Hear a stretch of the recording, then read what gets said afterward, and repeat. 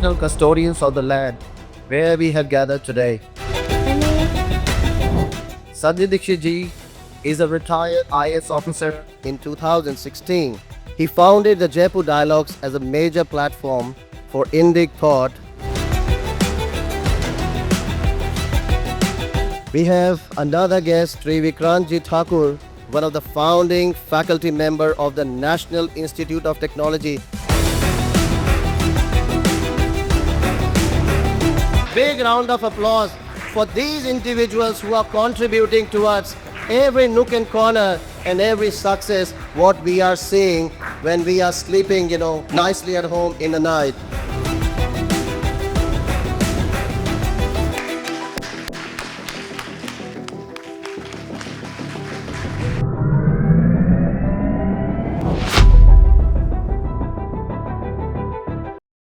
Discussion का शत्रुबोध, ये अपना आप में बड़ा ही यूनिक और बड़ा ही स्पेशल।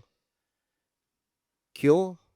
क्योंकि हमने अपने मेन स्ट्रीम जो हमारे ग्रंथ हैं या जो गुरुकुल की शिक्षा रही है या जो आज जो मॉडर्न शिक्षा रही है उसमें शायद इसका लेख बहुत ही कम सुना है। क्यों ये सब्जेक्ट इतना प्रेवलेंट है, इतना इम्पॉर्टेंट है आज के परिदृश्य में, इस पे तो हम गहन चर्चा करेंगे ही। अब इसमें एक जो बात आती है वो है बोध की।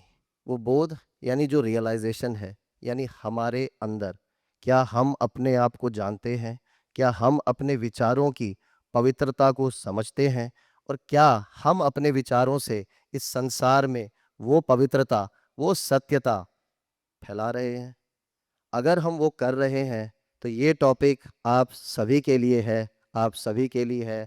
Once again, I would say, please give a big round of applause to Jaipur Dialogue for choosing this theme, शत्रुबोध, जो कि बहुत और बहुत ही मुश्किल सब्जेक्ट है जिस पे आप पब्लिकली आज की डेट में डिबेट या उसके बारे में गहन चर्चा करके इस मूड विषय को समझ सकते हैं।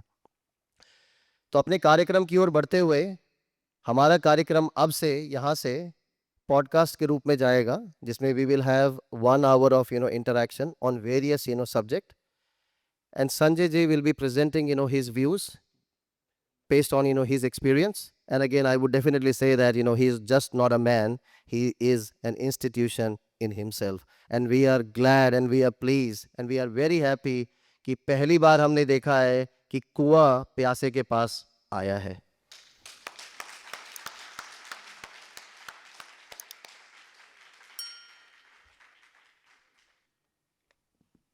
जैसा कि मैंने बोला, few voices today can connect the dot between military doctrine, cultural identity, civilizational dharma, like Sri Sanjay Dixit ji.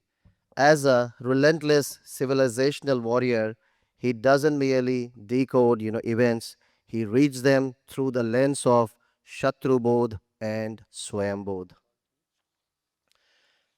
At the time when Bharat faces not one but multiple fronts of war, visible and invisible, internal and external, his voice is a compass. As a lodestar, he guides nationalists in identifying and understanding both external threats and internal confusions. From Operation Sindoor to simmering proxy wars, Sri Sanjay Dixit ji stands as a beacon of sharp analysis, ancient wisdom, and modern realism. Today, we are honored to have him decode not just what happened, but why it keep happening and how Bharat must rise. So guys, let's begin with what is the meaning of Shatrubodh, identifying your enemy and why it is so important today. And with this, we'll kick off our session of interaction, and post the session we will open the floor for question and answer. And as I mentioned, I request you to please keep your questions, ask your question in a very succinct and to the point, directly to Sanjay ji, and Sanjay ji will answer it. We will have our moderators who will be helping you in passing the mics. So please raise your hand, wait for the mic, and then ask your question. Thank you.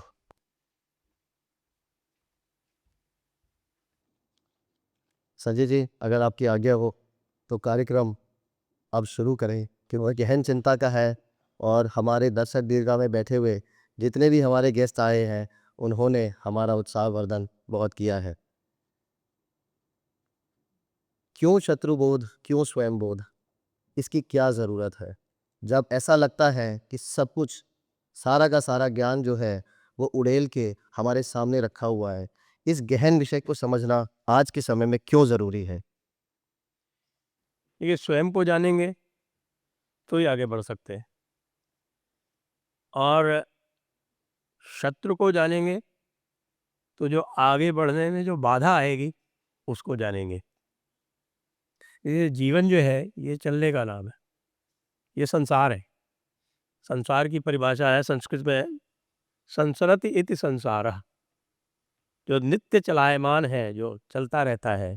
क्योंकि बात जब करते हैं ना कि भाई अन्य धर्मों में हमारे धर्म में क्या भेद है, तो वैसे तो बहुत सारी बातें कही जा सकती हैं, लेकिन अगर कहना हो एक बात क्या है, तो एक बात वो है संसरति इति संसारः, ये संसार चक्र है, ये टाइम साइकिल है, और इस टाइम साइकिल में निरंतर नित्य चलायमान ये जगत है। तो जो नित्य चलायमान है उसके साथ साथ आपको चलना है, ये आपका धर्म है। हिंदू धर्म की बात करते हैं, स्वयं बोध क्या है? मैंने तो बहुत छोटे से 4 फॉर्मूले निकाल रखे हैं, जो इनको मानता है वो हिंदू है। धर्म, कर्म, संसार, मोक्ष। और इसमें भी धर्म, कर्म और मोक्ष जो है, ये संसार के कारण ही है। संसार क्या है? अल्टीमेटली आप इसको बहुत थोड़ा गहराई में जाएँगे, तो ये केवल आपका जो काल चक्र है, यही संसार है। सब कुछ इसी से आता है। तो आपको यदि आगे चलना है, तो स्वयं बोध भी आवश्यक है, शत्रुबोध भी आवश्यक है। आपका क्या रास्ता है, आपके क्या कर्तव्य हैं, आप क्या आपके जिसको कहते हैं हम ऋत, धर्म, ऋण, इनके बारे में यदि आपको जानकारी है, तो आपको बिल्कुल स्पष्ट हो जाएगा कि भई जो सामने आने वाली बाधाएँ हैं, उनका बोध होना चाहिए। लेकिन हमारे कल्चर और हमारी अपब्रिंगिंग में हमें हमेशा सिखाया जाता है कि वसुधैव कुटुंबकम, और इन सनातन धर्म वी ऑलवेज फोकस ऑन सर्वे भवन्तु सुखिना। तो अगर हम इन बातों को माने, तो फिर शत्रु और मित्र में बोध कैसे करें? वैसे वसुधैव कुटुंबकम की जब बात आती है, तो अब पूरी धरती अपना परिवार है। तो अगर उसका लिटरल ट्रांसलेशन भी करें ना, तो परिवार धरती है, धरती पे रहने वाले सारे नहीं हैं।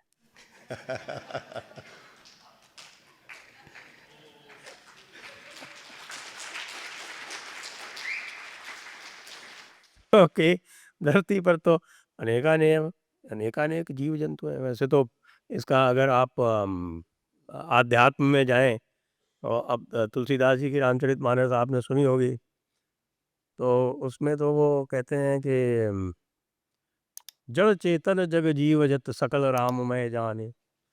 वो तो जड़ और चेतन सभी को राममय जान रहे हैं, लेकिन व्यवहार में ऐसा संभव है क्या? इसमें एक बड़ी अच्छी कहानी है। वो कहानी जो है वो हितोपदेश में आई हुई है।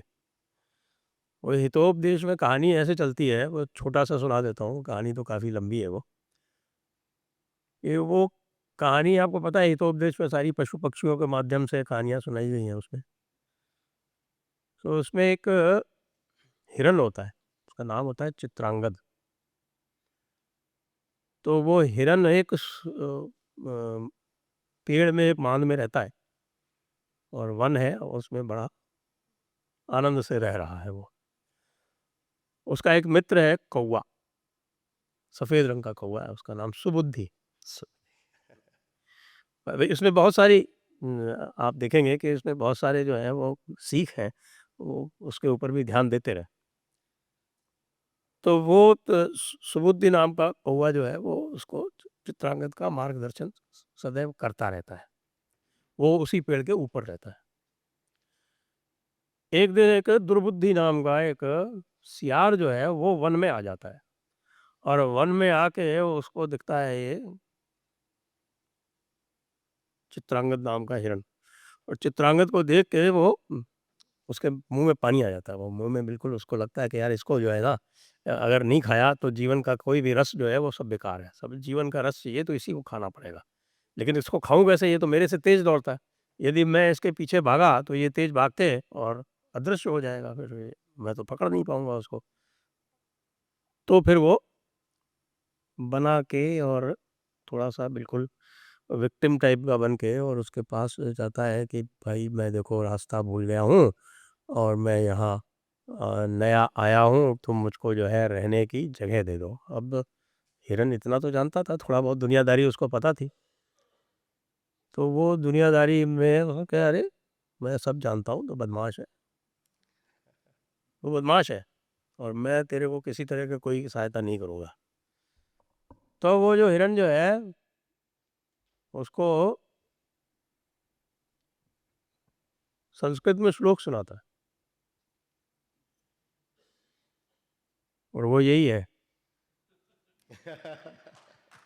तो वसुधैव कुटुम्बकम् अयम परो निजो वेति गणनाम लघु चेतसाम उदार चरिता नाम तो वसुधैव कुटुम्बकम। वो हिरन जो है वो बड़ा इम्प्रेस हो जाता है, वो तो बिल्कुल, अरे वाह, ये संस्कृत बोलने वाला सियार, या चलो चलो चलो मैं तुमको अपने घर ले चलता हूँ। और उसको वो घर ले जाता है। घर ले जाता है तो वो सुबुद्धि जो है वो देखता है, ये क्या पागलपन है, इसको कहाँ से ले आया तू, ये तो शत्रु है। नहीं नहीं, शत्रु नहीं है, ये तो संस्कृत बोलता है, पंडित है, महापंडित है। ध्यान रखे, हर संस्कृत बोलने वाला पंडित नहीं होता। तो कह रहे तो बेवकूफ़ी मत कर, इससे बच के रहे, ये खा जाएगा तेरे को, ये कुछ नहीं है तेरे, ये ट्रैप कर रहा है तेरे को, खाने के लिए आया।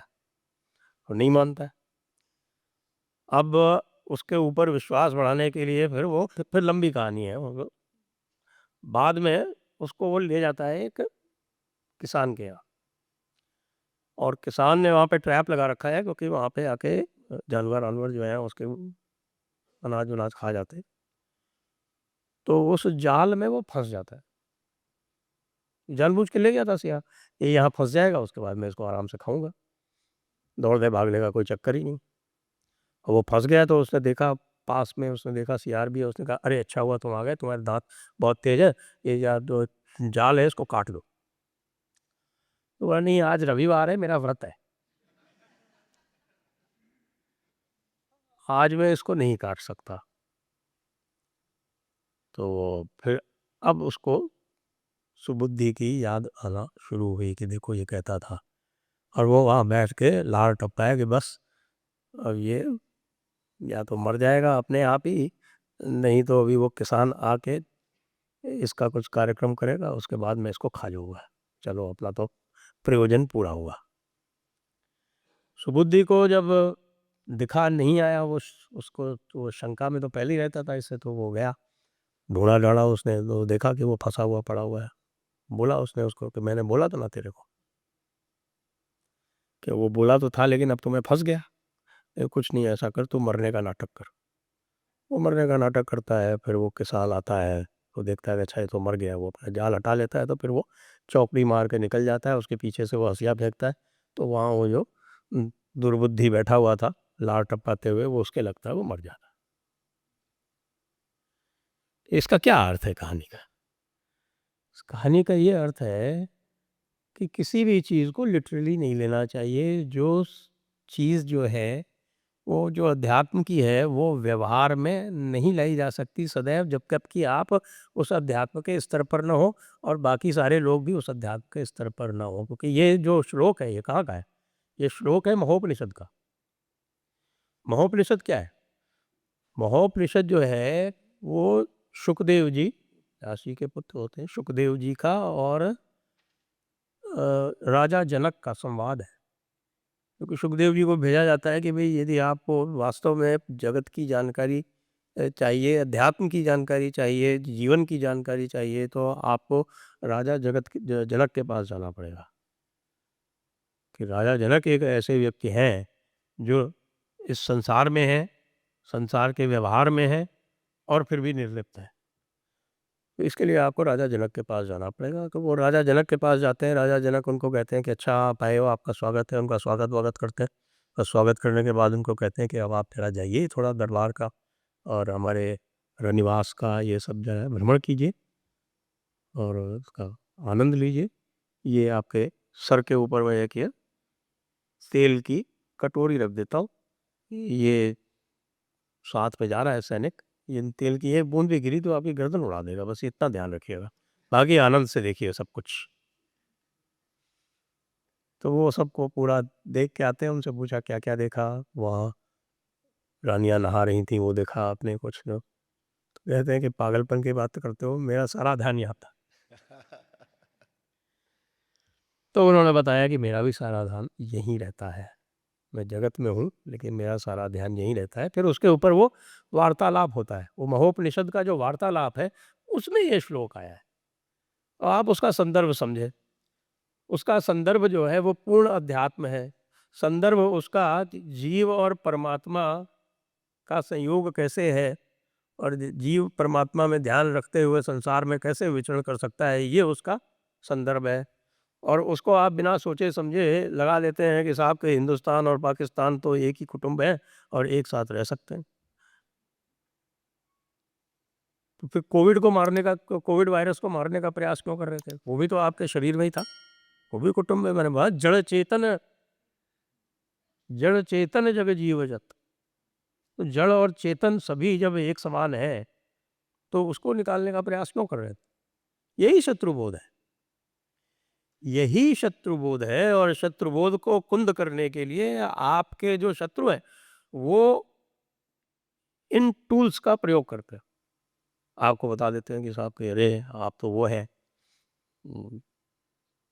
कि वसुधैव कुटुंबकम वाले, और भी बहुत सारी चीज़ें। शत्रु लेकिन चतुर है। सर्वे भवन्तु सुखिनः तो खैर एक वो तो सभी के लिए हो सकता है कि वो शत्रु भी सुखी रहे, उसका दिमाग ठीक रहे तो भी ठीक है, उसमें कोई बुराई नहीं देखता मैं। सर्वे भवन्तु सुखिनः सर्वे सन्तु निरामयाः, क्योंकि सुख की जो परिभाषाएं हैं या निरामय की जो परिभाषाएं हैं वो उसमें शत्रु का दिमाग ठीक रहे वो भी आता है जी। यानी शत्रु अपनी पूरी तैयारी करके आता है। इसका मतलब ये है कि गलतियां हम में हैं, हमें ही शास्त्रों का बोध नहीं है जिससे हम शत्रुओं को अपने बोध से समझ सके और उनका शमन कर सके। ऐसा ही है कुछ। शास्त्रों का पठन भी उतना ही ज़रूरी है अपनी बोध को बढ़ाने के लिए कि हम मित्र और शत्रु में फ़र्क जान सके। ऐसा बोल रहे हैं संजय जी आप? तो सबका देखिए, ये जो शत्रु का बोध है वो कोई आवश्यक नहीं, उसके लिए आप शास्त्र पढ़ें, व्यवहार में भी आप देख सकते हैं। आप केवल इतना देखें कि भाई अगला व्यक्ति आपके लिए क्या सोचता है, इतनी जानकारी तो अवश्य रखनी चाहिए कि अगला व्यक्ति आपके लिए क्या सोचता है। अगला व्यक्ति कह रहा है कि आप हमारे शत्रु हैं।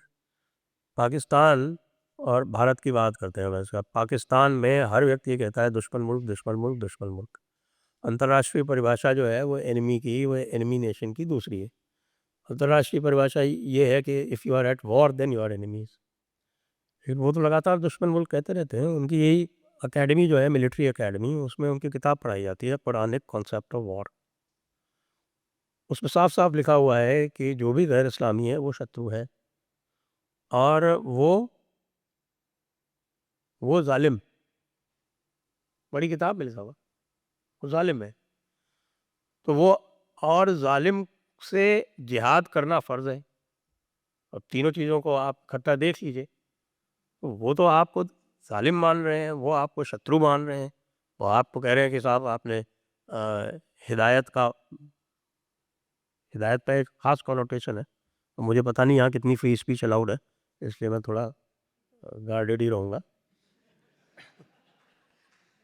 अब क्योंकि पाकिस्तान की बात हो ही गई है। तो उनका जो कॉन्सेप्ट है, और ये मैं आपको बता रहा हूँ, करीब 4-5 साल पहले मैंने हल्ला मचाना शुरू किया था कि भाई हमारे जो जनरल साहबान हैं, वो ये किताब क्यों नहीं पढ़ते जो उनकी एकेडमी में ट्रेनिंग का पार्ट है। और उस वक्त तक मुझे किसी भी जनरल के बारे में जानकारी नहीं थी जिसको इस किताब का ज्ञान था। उसके बाद फिर मैंने जब बोलना शुरू किया तो फिर उसके बारे में जानकारी आई। फिर कई लोगों के साथ मैंने, जैसे ये जनरल शंकर के साथ ही मैंने उसके ऊपर पूरा एक सेशन किया और लोगों में जानकारी पहुंची। फिर शायद मैंने सुना है कि अब जो नेशनल डिफेंस कॉलेज है उनका जो हायर कोर्सेज और हायर ऑफिसर्स के लिए जो NDC है, उसमें अब वो पढ़ाई जाने लगी है कि आप पूर्व पक्ष जाने और शत्रु आपके बारे में क्या सोचता है वो जाने, क्योंकि वो कह रहा है कि आप शत्रु हैं। आप whether you are at war with him और not, you are an enemy. He considers you an enemy. Somebody who considers you an enemy, उसको आप घर में रखें और कहें कि गलबैया डाल के कि नहीं नहीं तू तो भाई हमारा मित्र है, क्योंकि वसुधैव कुटुंबकम। ऐसा होता तो फिर छत्रपति शिवाजी अफजल खां को कैसे मारते? ये वाली बात। तो इतिहास भी हमें जो है तोड़ मरोड़ के सिखाया गया है, जिसकी वजह से हम सही चीज़ों का बोध नहीं कर पाते। इसके लिए आप, क्योंकि अब पाकिस्तान की बात हो ही गई है, रूल्स और रेगुलेशंस की जब बात आती है, जब ट्रीटी साइन होती है या सीज फायर होता है, तो हमेशा हम देखते हैं कि भारत उस सीज फायर का पालन करता है, और जैसे ही सीज फायर होता है पाकिस्तान दूसरे ही क्षण में सीज फायर का उल्लंघन करता है। तो ऐसा क्यों होता है? वो चूंकि हम पाकिस्तान का जो सिस्टम है उसको हम समझते नहीं। अभी कुछ ही दिन पहले प्रेस कॉन्फ्रेंस की थी, जो DG ISPR और कुछ और DG थे ना, वो एक वो सेंटर ऑफ ग्रेविटी वाला है, एक वो था एयरफोर्स वाला। तो वो जो सेंटर ऑफ ग्रेविटी और सेंटर ऑफ यूनिवर्स सारे मिल के जो कर रहे थे, उसमें उन्होंने साफ कहा था कि हमारा जो कुछ भी है वो सब वो इस्लाम से है। और उन्होंने जो उनकी आर्मी का जो मोटो है वो भी बोला था। उनकी आर्मी का मोटो है ईमान, तकवा, जिहाद फी सबीलिल्लाह। तो कहा कि हम जिहादी आर्मी है। तो अगर आपके सामने जिहादी आर्मी खड़ी हुई है तो क्या आपको नेचर ऑफ जिहाद के बारे में नहीं समझना चाहिए? नहीं समझेंगे तो आप इसी तरह की गलतियां करेंगे। तो जैसे ये खेल हर बार की तरह पाकिस्तान ने चालू किया, तो क्यों भारत ने इस खेल को खत्म क्यों नहीं किया? अभी तो चालू ये है। ऑफिशियली तो यही कहा गया है कि साहब कि ये तो ऑपरेशन सिंदूर तो चालू है। और मैं आपको बताऊं कि ये जो सारी एक्सरसाइज हो रही है ना, ये जब ये ऑपरेशन सिंदूर जब आरंभ किया गया था, आप देखिएगा कैसे नैरेटिव कैसे चेंज हो रहा है, भारत का नैरेटिव कैसे चेंज हुआ है। कि जब ये आरंभ हुआ था तब ये कहा गया था कि साहब हमने केवल जो है वो आतंकवादियों के ठिकानों पर हमले किए, लेकिन अगर पाकिस्तान रिटेलिएट करेगा तो फिर हम पाकिस्तान को भी हम टारगेट करेंगे। ये जब पॉज किया है उसके बाद मोदी जी ने क्या कहा? उन्होंने कहा है कि हम आतंकवादियों और पाकिस्तानी सरकार में अब कोई अंतर नहीं करेंगे। ये बहुत बड़ा चेंज है guys. Definitely we need to appreciate the step taken by the government to counter and negate these willful actions from our bordering states. तो लेकिन फिर हम ये कहते हैं कि अमन की आशा वाले नैरेटिव पर हमारे विचार बदलने चाहिए। कौन से विचार? कि अमन चारों तरफ हो। अभी तो मोदी जी के सिद्धांत आ गए ना, तो आप कौन से विचार, आप उनके विचार बदलना चाह रहे हैं? शायद। उन्होंने तो साफ-साफ कह दिया कि भई हम न्यूक्लियर ब्लैकमेल में नहीं आएँगे। हम सरकार और आतंकवादियों में अंतर नहीं करेंगे। ये जब स्पष्ट कर दिया और ये कह दिया है कि कोई भी अब पहले ये होता था प्रोपोर्शनेट रिस्पॉन्स, ये कह दिया कि अब हम प्यूनिटिव रिस्पॉन्स देंगे। देखिए, ये नया मोदी डॉक्ट्रिन है ना, तो मोदी डॉक्ट्रिन क्या है ये तो समझें पहले। ये 3 बातें हैं और उसके अलावा उसकी 3 corollaries. Terror and talk cannot go together, trade and talk cannot go together, and blood and water cannot flow together. अब ये डॉक्ट्रिन आपके सामने है, अब तो इस डॉक्ट्रिन में कोई परिवर्तन की अपेक्षा है क्या? मुझे तो नहीं लगता। आप मुझे भी नहीं लगता, आपको क्या लगता है? वोटिंग करवा लें कि क्या कितने लोग जो है इसके फेवर में हैं और कितने लोग इसके अगेंस्ट में?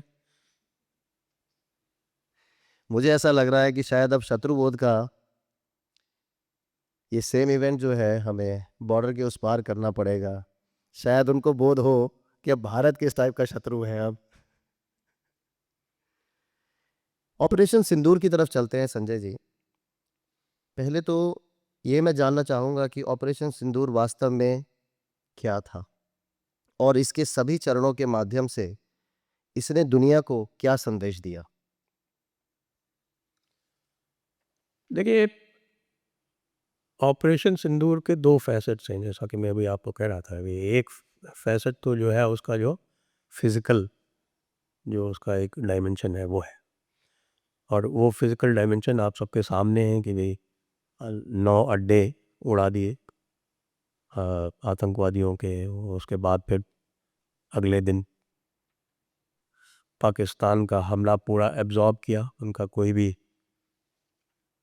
निशाना लगने नहीं दिया। हमारी एयर डिफेंस ने कमाल कर दिया। पूरी दुनिया जो है अब उसकी तरफ देख रही है कि साहब, क्या ऐसा एयर डिफेंस तो शायद इजराइल के पास भी नहीं था। ऑलमोस्ट 100% सक्सेस रेट था। इजराइल का आयरन डोम है, उसका भी सक्सेस रेट 98%, इसका लगभग 100% सक्सेस रेट था।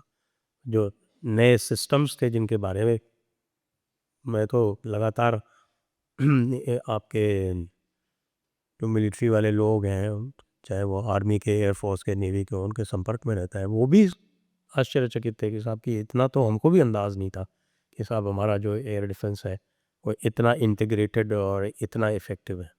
उनको भी अंदाज़ नहीं था। फिर अगले दिन हमने उनका एयर डिफेंस नष्ट किया और उसके बाद फिर मज़े से दिवाली खेली उनके साथ में। और उसके बाद वो दौड़ते हुए आए कि माफ़ कर दो, माफ़ कर दो। हालाँकि उस पे मेरे भी रिज़र्वेशन है कि भाई 1-2 दिन और चलनी चाहिए थी दिवाली थोड़ी-सी। लेकिन चलिए, उसका जो नैरेटिव पार्ट है वो ज़्यादा इम्पोर्टेंट है, क्योंकि वो जो नैरेटिव है उसी को एक्सप्लेन करने के लिए आप इतने सारे डेलीगेशंस जो घूमते हुए देख रहे हैं, जिसके लिए लोग कह रहे हैं कि साहब इनको क्या टूर पे भेजा गया है, क्या ये टूरिस्ट है? ये टूरिस्ट नहीं है। ये सब वो जो चेंज्ड डॉक्ट्रिन है उसको बताने जा रहे हैं, और ये बता रहे हैं सबको कि अगली बार पाकिस्तान ने हिमाकत की तो हम डायरेक्ट पाकिस्तान मिलिट्री पे हमला करेंगे।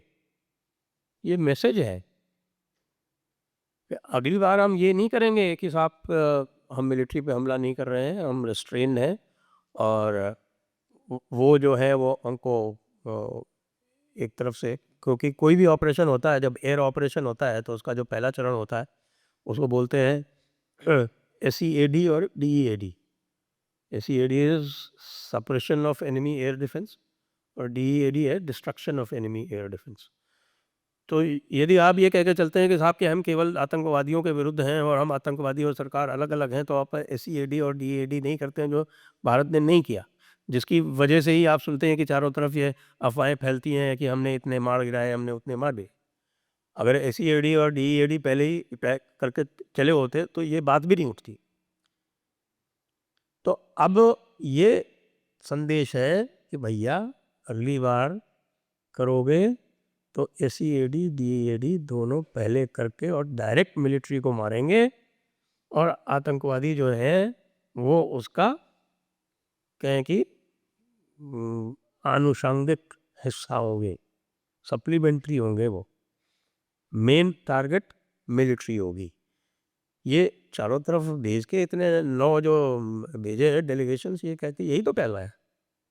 क्या आप इसको मास्टर स्ट्रोक बोलते हैं? स्ट्रोक तो है, अब मास्टर स्ट्रोक तो एक्चुअली क्या है, मास्टर स्ट्रोक के साथ एक प्रॉब्लम है। मास्टर स्ट्रोक जब लगता है नहीं तब पता नहीं चलता, जब उसका इम्पैक्ट आता है तब पता चलता है। लग रहा है फिर अगले संसद सत्र में इस स्ट्रोक की ध्वनि ध्वनि सबको सुनाई देगी। ऑलरेडी सुनाई पड़ रही है आप तो, और जिनकी तरफ से सुनाई पड़ रही है उनके अलग अलग तरह के बाजे बज रहे हैं, उनके आप सुनिए। तो अगर हम थोड़ा सा अगर प्रकाश डालें कि मोदी एरा में, यूपीए एरा में और वाजपेयी एरा में जिस तरीके से हमारा अप्रोच था, उस अप्रोच में मोदी एरा में क्या डिफरेंसेस हैं? कि मोदी एरा क्यों यूपीए के एरा और वाजपेयी जी के एरा से अलग है और इतना मॉडर्न है? वाजपेयी एरा था कि साहब कि अगर तुम हमें मुक्का मारोगे तो हम तुम्हें थप्पड़ मारेंगे। यूपीए एरा था तो भाई तुम हमें मुक्का मारते रहो, कोई नहीं, हम तो इसको मजाक लेके चलते रहेंगे, मुक्के मारो, थप्पड़ मारो, कुछ भी करो। और मोदी एरा ये है कि तुमने अगर थप्पड़ मारा तो हम हाथ तोड़ देंगे। शायद सपने जैसा ही लगता है कि अगर हम एक तरफ देख रहे हैं कि रशिया और यूक्रेन का युद्ध का 2 वर्षों से चला आ रहा है, और भारत में जब ये पहलगाम की दुखद घटना हुई, 20 दिनों तक शायद लोगों में रोष था। उसके बाद मोदी जी ने कब ऑपरेशन शुरू किया, कब खत्म किया, ऐसा लगा सपना देखा था, आया और चला गया। क्या ये मॉडर्न वॉरफेयर की नई टेक्निक है? देखिए, मिलिटरीली स्पीकिंग ये जो हुआ है ये ऑपरेशन सिंदूर, और इसे ऑपरेशन सिंदूर का खास तौर से जो सेकंड और थर्ड डे वाला पार्ट है, ये पूरे विश्व में चर्चा का विषय है, पूरे विश्व में अध्ययन का विषय है। क्योंकि इसने 100% एक नया पैराडाइम सेट किया। It established a new paradigm. आप देख सकते हैं कि किस तरह से, आपने खुद ही एग्जाम्पल दे दिया कि रशिया यूक्रेन को नहीं कर पाया हो, तो खैर यूक्रेन के पास सुपीरियर एयर डिफेंस थी, इनके पास चाइनीज माल था, ये भी फर्क है थोड़ा। तो अब आपको शायद जानकारी है कि नहीं है, आप लोगों को जानकारी हो कि चाइना जो है वो बहुत नाराज है इस समय, क्योंकि वो टर्की चले गए हैं। कह रहे हैं सब टर्की वाले कि ये चाइनीज़ एयर डिफेंस तो फेल हो गया, आप अपना एयर डिफेंस अब हमें दो। तो चाइना कह रहा है अच्छा, तुमको बाकी सामान यहाँ से चाहिए और एयर डिफेंस वहाँ से लोगे। तो ये देखिए कि यहाँ तक हो गया कि इस पूरे चक्कर में चाइना और पाकिस्तान में भी डिफरेंसेस होने लगे। यहाँ तक कि पाकिस्तान जो खुद ही कहता घूम रहा है, आप देख रहे होंगे आज ही चल रहा है शहबाज शरीफ का statement, everybody thinks that we are coming to them with a begging bowl. That's his statement. और उसके बाद भी वो कभी टर्की भाग रहा है, कभी चाइना। यार चाइना तो उसका, उनके विदेश मंत्री गए थे, लेकिन ये चाइनीज़ माल से बहुत बुरी तरह से पिटे हैं वो। चाइना खुद चिंता में कि भाई हमारा जो ये माल इस तरह से पिटा है, और वैसे भी उसको देता है पाकिस्तान को ट्राई करने के लिए, ट्रायल के लिए। पाकिस्तान उनके लिए एक तरह से पंचिंग बैग टाइप का है कि भाई तुम ट्राई कर लो इसको। शायद इसका बोध जो है वो भारत में हम लोगों को बचपन में ही हो गया था। चाइनीज माल के लिए बोला जाता है, चल जाए तो चांद तक, ना चले तो शाम तक। शायद ये सिर्फ प्लेवुड है। आइए थोड़ा ग्लोबल ऑप्टिक्स की तरफ चलते हैं। आज की डेट में हमारे डोनाल्ड ट्रंप जो है वो काफ़ी चर्चा है। इसी तरीके से डोनाल्ड ट्रंप के जैसे हमारे संजय राउत भी बहुत चर्चा में रहे। और जब संजय राउत की बात सुनते हैं तो हमें पता है कि हर संजय जो है वो दीक्षित नहीं हो सकता।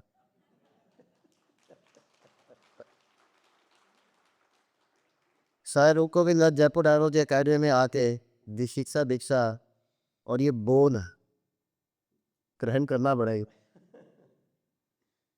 ट्रंप के इन एम्बिगुअस स्टेटमेंट्स ने भारत और पाकिस्तान को लेकर काफी सारे ग्लोबल नैरेटिव को कंफ्यूज करती, और चाहे हम भारत में रह के या भारत से परे, जैसे हम आज ऑस्ट्रेलियन इंडियन डायस्पोरा से आए भी हमारे अतिथिगण जो है वो भी कंफ्यूज रहते हैं कि अब हम किस चीज़ को मानी। शायद इसी का रीज़न है कि अब हम हनुमान चालीसा से ज़्यादा जयपुर आलू खौल करते। तो इस पे आप क्या कहना चाहें? अब आप लोगों ने तो ट्रंप के चक्कर में यहाँ भी हरा दिया कि कहीं ये ट्रंप जैसा निकल जाए। मैंने तो यही सुना। क्या करें, बालों का कलर ही इतना अट्रैक्ट। तो ये स्वयं में दिखा रहा है कि साहब आप लोग ट्रंप के बारे में क्या सोचते हैं। और वैसे ट्रंप के बारे में तो उनके जो सहयोगी हैं उनको ही समझ में नहीं आ रहा है कि भाई क्या क्या चल रहा है, क्या हो रहा है। तो अब बाकी लोगों की तो और बात ही क्या की जाए। अब उसको किसी भी तरह से जब से आया है उसको तो आप जानते हैं वही ईगो तो बहुत हाई है ही। He needs a victory. Victory कोई मिल नहीं रही। आते ही सबसे पहले कहा था वो मैं ये गज़ा वाला ख़त्म कर दूंगा, वो गज़ा वाला ख़त्म नहीं हुआ। और मैं ये यूक्रेन रशिया ख़त्म कर दूंगा, ये भी ख़त्म नहीं हुआ। तो और क्या, अच्छा मैंने जो है वो परमाणु युद्ध रोक दिया। Something to celebrate, he needs something to celebrate, he needs something to hang on to. वो भी क्या है कि एक आयु के बाद फिर बालक बुद्धि आ जाती है वापस। तो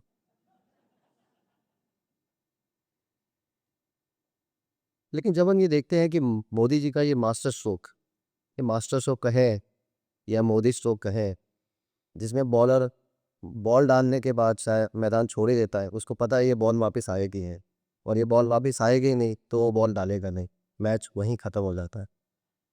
ये जो सर्वदलीय संसदीय सर्वदलीय प्रतिनिधि मंडल को विदेश भेजा गया है, उससे क्या हासिल हम करना चाहते हैं?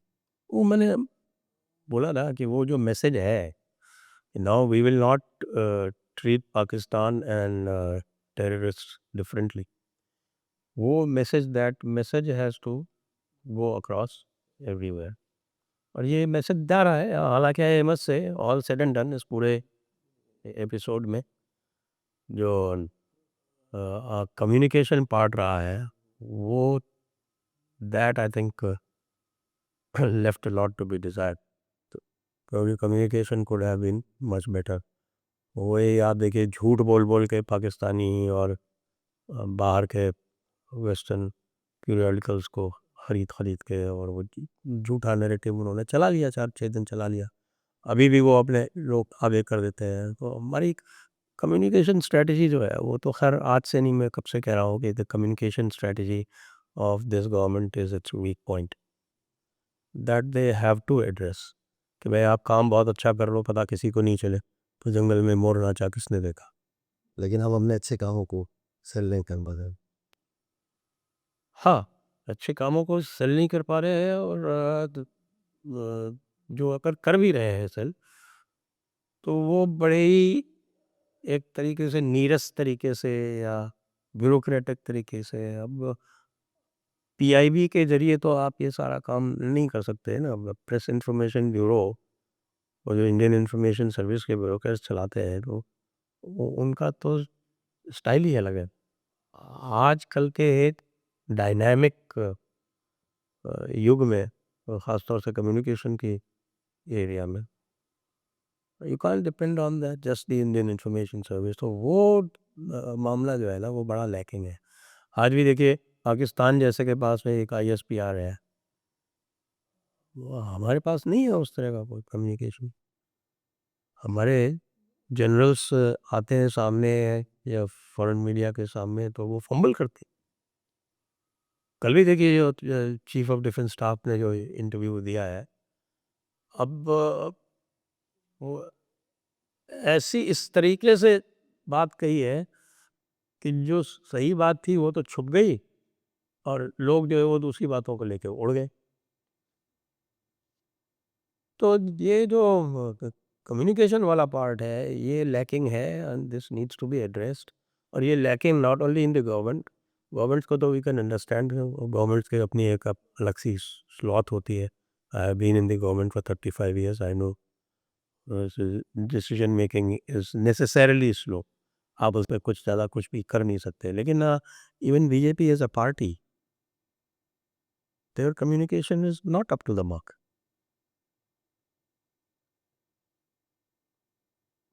जैसे अब अगर हम 2.5 फ्रंट की बात करें, अपने एक्स मैं कहूँ स्वर्गीय पहरे सीरियस स्वर्गीय श्री अ, बिपिन रावत जी, उन्होंने एक प्रेस कॉन्फ्रेंस में 2.5 फ्रंट की बात कही थी। शायद उस समय में लोगों को 2.5 फ्रंट के बारे में उतना नहीं पता था। 2 फ्रंट वॉर के बारे में कई बार लोगों को पढ़ाया भी गया है, बताया भी गया है, उसका अध्ययन भी हुआ है, उसका शोध भी हुआ है। लेकिन जो 0.5 फ्रंट है, उसको समझना क्यों इतना ज़रूरी है? क्या वो इंटरनल थ्रेट है? और क्या ये नैरेटिव वॉर से उसको ध्वस्त किसी हद तक किया जा सकता है? देखिए, आज का जो वॉर है वो हाइब्रिड वॉर होता है। आज का वॉर केवल फिजिकल वॉर नहीं होता कि साहब घोड़े और तलवार और आपके भाले से हो गया। मल्टी डोमेन वॉर होता है। मल्टी डोमेन वॉर में हर तरह की चीज़ों का उपयोग होता है। Information war is very important, psychological war is also very important. तो एक उसका काइनेटिक एलिमेंट होता है, एक दूसरे उसके नॉन काइनेटिक एलिमेंट्स होते हैं। तो वो जो नॉन काइनेटिक एलिमेंट्स हैं they also need to be mastered. और मुझे लगता है कि हमारे जो फोर्सेस हैं उसमें भी अब जैसे ये थिएटर कमान बनाने जा रहे हैं, और थिएटर कमान में तो 3 तो आपके ग्राउंड कमांड्स हैं। वेस्टर्न आपके एक पाकिस्तान सेंट्रिक कमांड है, हेडक्वार्टर जयपुर होगा। एक आपका चाइना सेंट्रिक कमांड है, उसका हेडक्वार्टर लखनऊ होगा। एक मेरीटाइम कमांड है जो पूरे आपका जो Indian Ocean, Bay of Bengal, Arabian Sea, ये सब प्लस जो भी ग्राउंड ऑपरेशंस है इंटीग्रेटेड हो में ये, उसका हेडक्वार्टर अब कुछ लोग तिरुवनंतपुरम कह रहे हैं, कुछ कह रहे हैं कारवार होगा। It's not yet finalised. इसके साथ साथ they are also making a training command and they are making a strategic command. मेरा ये मानना है कि military forces also need an information command, वो चाहिए हमको। और थिएटर कमान के डिसएडवांटेजेस क्या है? आपने देखा ये जो इंटीग्रेटेड एयर डिफेंस है, हाँ एक और कमांड है, एयर डिफेंस कमांड अलग होगी। ये जो इंटीग्रेटेड एयर डिफेंस है वो उसी का प्रीकर्सर है। आपको प्रीव्यू दिया है कि वो एयर डिफेंस कमांड जो अलग होगी वो कैसे ऑपरेट करेगी। सारे जो एलिमेंट्स थे, जितने भी सारे इतिहास से रिसोर्सेस थे, आर्मी के रिसोर्सेस और एयरफोर्स के रिसोर्सेस, सारे इंटीग्रेट करके लेयर्स बना दिए उसके अलग अलग। Otherwise saturation of enemy air defence होता क्या है? आप S-400 से खतरा है, पाकिस्तान को S-400 से खतरा है। अब उसने वर्कआउट कर लिया कि भाई इस S-400 की जो इनकी जो बैटरी यहाँ पे ऑपरेट कर रही है, इसके पास कुल मिला के 400 या 500 मिसाइल्स हैं। मान लीजिए एक taking a ball park figure assumption assumption करते हैं कि साथ 400 मिसाइल। तो वो क्या करेगा कि भाई ऐसा करो कि ये जो 400 मिसाइल्स हैं इनकी ये एग्जॉस्ट करा दो पहले। तो वो ड्रोन्स फेंक रहा है, अब अनआर्म ड्रोन्स फेंक रहा है, आप उसके ऊपर S-400 अगर चलाएंगे तो आपकी तो S-400 बेकार होगी, उसका पर्पज़ ही बेकार हो गया। It is not meant for those targets. तो इसीलिए जो भारत ने जो विकसित किया, जैसे मैं आपको एग्जांपल दे रहा हूँ ना, ये हमास वाले क्या करते थे इजराइल में, वो इनका कैलकुलेशन ये था कि ये हमारा ये जो है ये रॉकेट जो हम डाल रहे हैं ये $500 का रॉकेट है और इस एक रॉकेट को मारने के लिए जो आयरन डोम की जो मिसाइल चलती है उसकी $50,000 उसकी कीमत है। तो we will bleed them financially also and we will saturate their air defence. So that has been working in the Iron Dome. हमने क्या किया, हमने जो एयर डिफेंस वाला जो इंटीग्रेटेड सिस्टम बनाया, जिसको फ्रैंकली मैं आपको बताया कि जो अभी अभी 6 महीने पहले जो रिटायर हुए उनको भी आइडिया नहीं था इसमें। वो उन्होंने अलग अलग लेयर्स बना दी, उसका आइडेंटिफिकेशन जिस तरह का टारगेट है उसी तरह की गन यूज में आएगी। यानी वो जो वो क्वाड्राप्टर आता है ना, वो सर्वेलेंस वाला हाँ जी। कैमरा कैमरा लेके जो आता है, जो बारात वरात में चलता है ना, तो उसके लिए S-400 की मिसाइल नहीं लगेगी। वो आइडेंटिफाई होके और उनकी पुरानी एयरफील्ड की गन्स हैं जो 50s में काम आती थी, उनको अपग्रेड करके और उसको यूज़ कर लिया। वो गोल उसकी गोली से उड़ा दिया उसको। उसके एक लेवल ऊपर आया, मान लीजिए छोटी मिसाइल आई तो आकाश ने टेक केयर कर लिया। बड़ी बैलिस्टिक मिसाइल आई तब S-400 चलेगी, या कोई आपके हाइपरसोनिक मिसाइल आई तब S-400 चलेगी। तो वो आइडेंटिफिकेशन इलेक्ट्रॉनिकली कर पाना, that is the greatest achievement, जिसके ऊपर पूरी दुनिया इस समय शोध कर रही है। और श्री श्री ट्रम्प इतने घबरा गए कि उन्होंने गोल्डन डोम अनाउंस कर दिया, we will make a golden dome, $800 billion. अरे ये पूरा बनाने में इनको $80 मिलियन लगे केवल। या ये कहें कि शायद इसीलिए वो पैसा इकट्ठा करने के लिए घूम रहे हैं।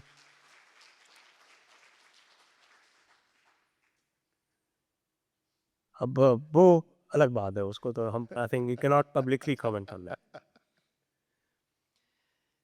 तो पाकिस्तान की बात हुई तो अपने बाकी पड़ोसी मुल्क क्या जो मोदी डॉक्ट्रिन सेट हुआ उससे कुछ सीख लेंगे, या बांग्लादेश भी हाइब्रिड युद्ध में भारत पे तीसरा मोर्चा खड़ा करने? बांग्लादेश की कोई मिलिट्री एग्जिस्टेंस है नहीं, वो तो खाली बातें कर लेते हैं, वो केवल बातें करते हैं, उनके पास कोई कैपेसिटी नहीं है। मिलिट्री कैपेसिटी भी तो होती है, पाकिस्तान की कैपेसिटी है। तो Pakistan is not a push over, Pakistan has always had capacity.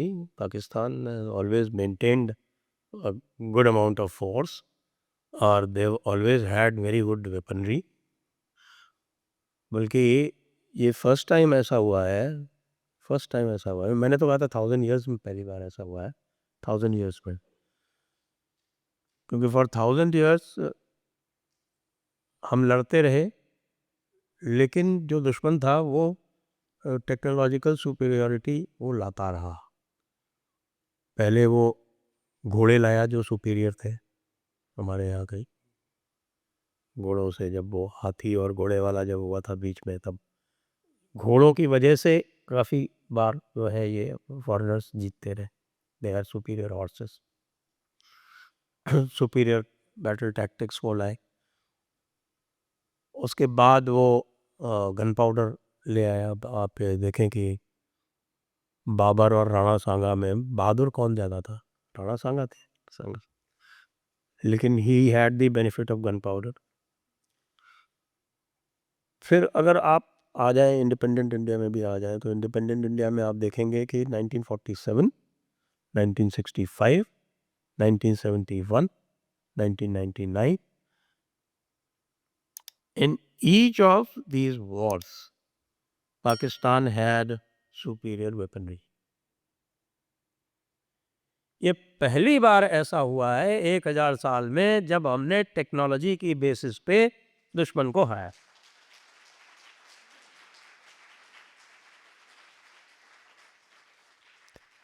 अब आप समझ गए होंगे कि जैसे हम बोलते हैं कि हर एक फ्रेंड ज़रूरी होता है, वैसे ही हर एक वोट कीमती होता है।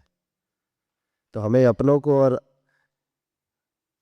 दोस्तों को और रिश्तेदारों को बोलना चाहिए कि उनका वोट कितना कीमती है और वो क्या कर सकता है, वो हमें जो है उसको समझाना चाहिए। अगर हम ग्लोबल डिप्लोमेसी की बात करें, या भारत विश्व गुरु की तरफ अग्रसर है, या ये कहें कि भारत सॉफ्ट पावर की तरह अग्रसर है, तो क्या हम माने कि मोदी 3.0 के पहले 12 महीनों में सॉफ्ट पावर और कूटनीति क्या सफल रही? तो सर मेरे को ये जो विश्व गुरु का जो ऑब्सेशन है ये समझ में नहीं आता, क्योंकि हमारे सनातन परंपरा में भी मैंने किसी भी ऋषि को ये नहीं सुना कहते हुए कि मुझे गुरु बनना है। जो शिष्य थे वो ढूंढने गए थे गुरु।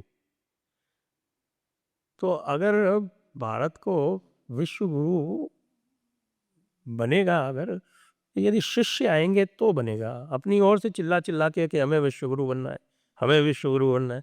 अरे भाई क्यों बनना है? आप अपनी शक्ति आप दिखाएंगे, या आपके पास कोई ऐसी चीज है जो विश्व को लगेगी, तो लोग शिष्य बन के आपके पास आएंगे, आप ऑटोमेटिकली बनेंगे। हमें विश्व गुरु बनना है, भाई साहब छोड़ दो इसको। सभी से कहूंगा, मैं आपसे भी कहूंगा, नहीं बनना हमें विश्व गुरु। तो क्या भारत को हाँ, कोई आएगा शिष्य और कहेगा कि साहब के हम आप में गुरु की क्षमता देखते हैं, आप कृपया मुझे अपना शिष्य स्वीकार कर लो, तो बात अलग है। अब ट्रम्प बाबू आए कहें कि साहब हम शिष्य बनना चाहते हैं मोदी जी के, तब तो ठीक है। ये मोदी जी कहें नहीं मुझे तुम्हारा गुरु बनना है, ये क्या बात है? तो भारत को बेहतर परिणामों के लिए अब हार्ड पावर दिखाने की दिशा में अब कदम बढ़ाना चाहिए। वो तो बढ़ रहा है। देखिए ये ऐसी बात है कि स्वयं बोध की जब हम बात करते हैं तो स्वयं बोध केवल आत्मबोध ही नहीं होता, आपका पूरा आपका इतिहास बोध जो है वो भी उसी स्वयं बोध का ही पार्ट है। तो आप इतिहास में जाएंगे तो पाएंगे कि कैसे हमारी जो संपत्ति थी वो लूटी गई। $45 बिलियन का तो एंगस मैडिसन ने फिगर दे रखा है। तो जब विपन्नता आती है तब बहुत सारी बुराइयां आती हैं, आपस के झगड़े टंटे भेद विभेद, ये विपन्नता में अधिक होते हैं। When there are limited resources, अब लुटेरे लूट ले गए, आपके पास लिमिटेड रिसोर्सेज है, और वो लिमिटेड रिसोर्सेज के लिए जो समाज के अलग अलग अवयव है वो फिर कंपटीशन करते हैं, तो वो कंपटीशन करते हैं तो फिर उसमें झगड़े उत्पन्न होते हैं। अंग्रेज़ों ने उसका बड़ा अच्छा उपयोग किया, अब वो उपयोग जो है वो अभी तक जारी है।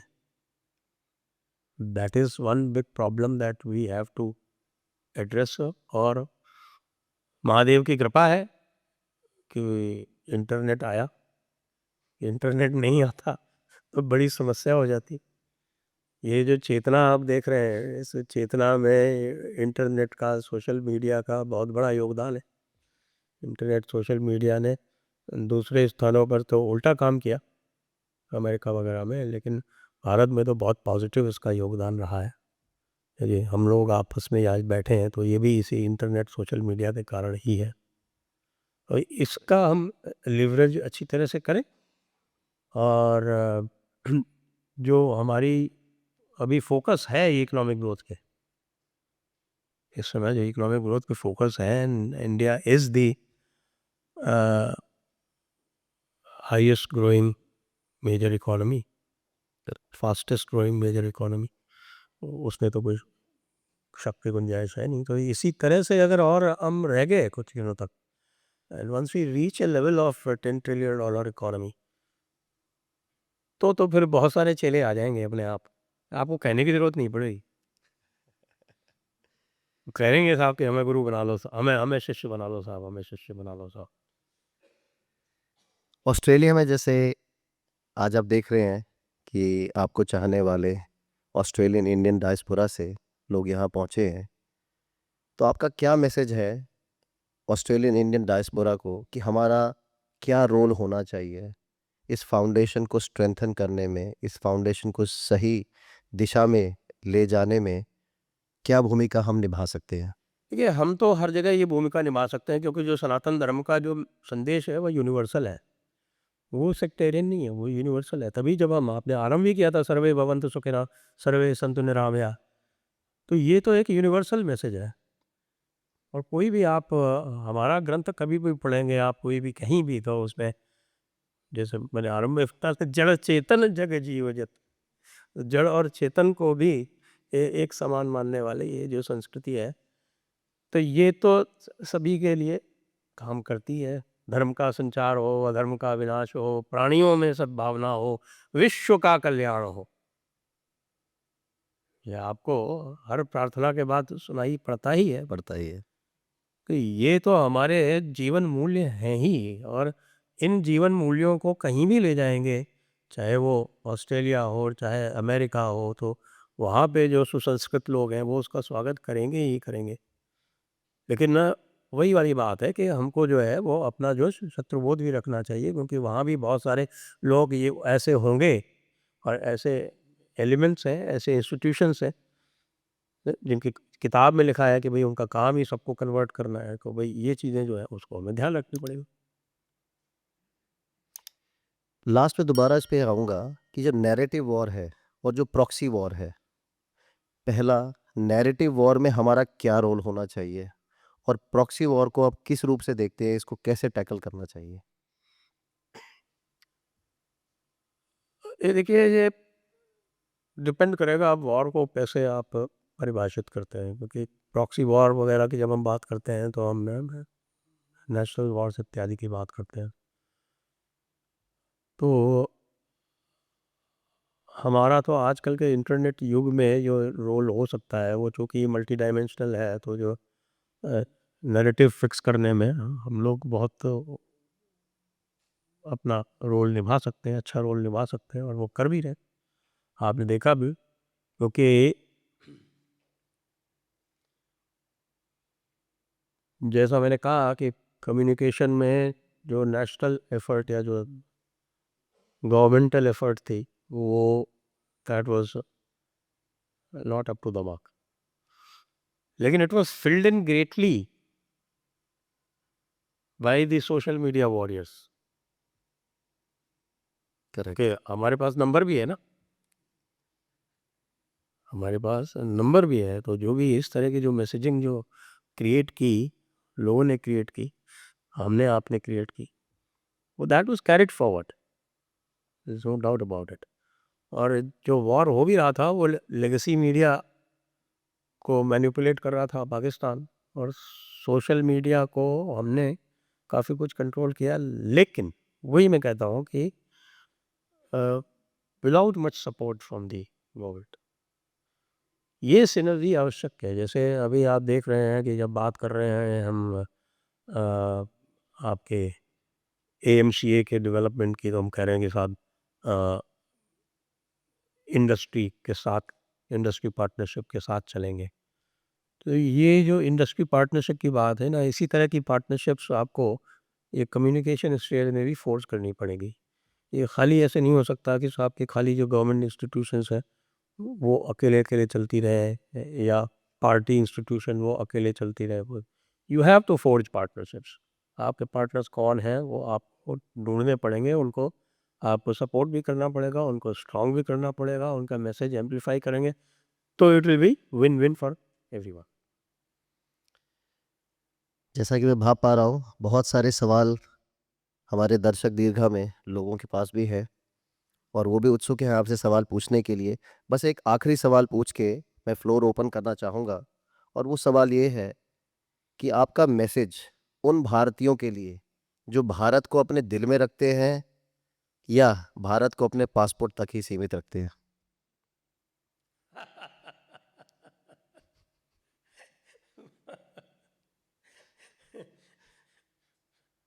भाई देखिए, ये तो बड़ा पर्सनल क्वेश्चन हो गया, और वैसे मैं तो यही चाहूँगा कि भाई दिल में भी रहे, और ओसीआई कार्ड भी लेकर रखें। धन्यवाद संजय जी फॉर एनलाइटनिंग अस।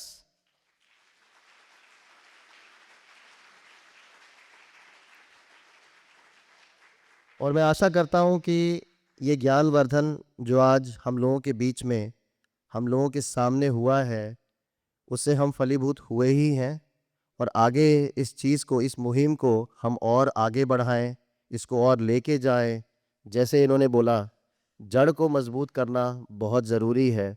ऐसे कई वीर जो है इस रथ को लेके आगे चल रहे हैं और हमें उसमें सहयोग देना ही है। So with this, I would like to open the floor for question and answer.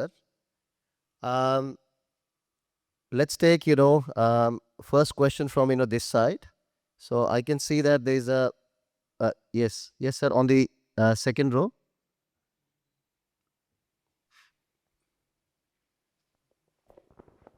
नमस्ते संजय जी, मेरा नाम महेंद्र सिंह है। अ, मेरा क्वेश्चन है, मोदी जी कहते हैं कि इकोसिस्टम को मैं फिक्स कर दूंगा, और जब ऐसे इंस्टीट्यूशन जो डायरेक्टली उनके गवर्नमेंट के अंडर ही काम करते हैं, दिल्ली पुलिस है, जेएनयू है, उनको तो फिक्स कर नहीं पाए। जेएनयू में आज भी प्रोफेसर्स हैं जो कहते हैं कि गुरु तेग बहादुर और औरंगजेब की लड़ाई पॉलिटिकल थी। दिल्ली पुलिस जो है एक्शन लेती नहीं है किसी के ऊपर। अबाउट योर क्वेश्चन, मेरा सभी से अनुरोध होगा कि प्रश्न जो है वो डायरेक्ट और टू द पॉइंट पूछें, और please do not make speeches, क्योंकि ये जब माइक हाथ में जाता है ना, तो there is a great urge to make a speech. Please ask questions. तो ये आपका जो इकोसिस्टम वाला क्वेश्चन है, ये बिल्कुल वैलिड क्वेश्चन है। और मैं ये कहूँगा कि I am criticising this for the longest time कि भाई आपका ध्यान तो है लेकिन बहुत स्लो है, इसको आपको पूरी तरह से नहीं कर पा रहे हैं। जैसे जेएनयू में हो तो रहा है, but the pace is very slow.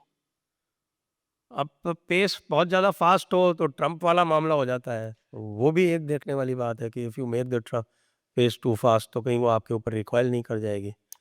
लेकिन all said and done, ecosystem को जो सपोर्ट होनी चाहिए वो वही समस्या है जो मैं इनसे डिस्कशन में कह रहा था कि जो कम्युनिकेशन की जो सपोर्ट नहीं मिलती, उसी तरह से जो लोग इकोसिस्टम चेंज करने जाते हैं उनको भी उस लेवल का सपोर्ट नहीं मिलता जितना होना चाहिए।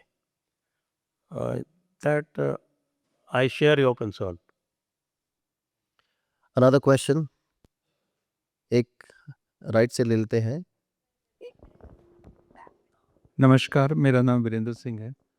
मेरा क्वेश्चन पॉइंट 5 जो आपने एक फ्रंट की बात की, और पहले एक बार ये एनआरसी का इशू भी आ चुका है, तो अभी आपने एक एनालॉजी के तौर पे बताया कि भाई हम है ना ड्रोन के लिए S400 को इस्तेमाल नहीं कर सकते।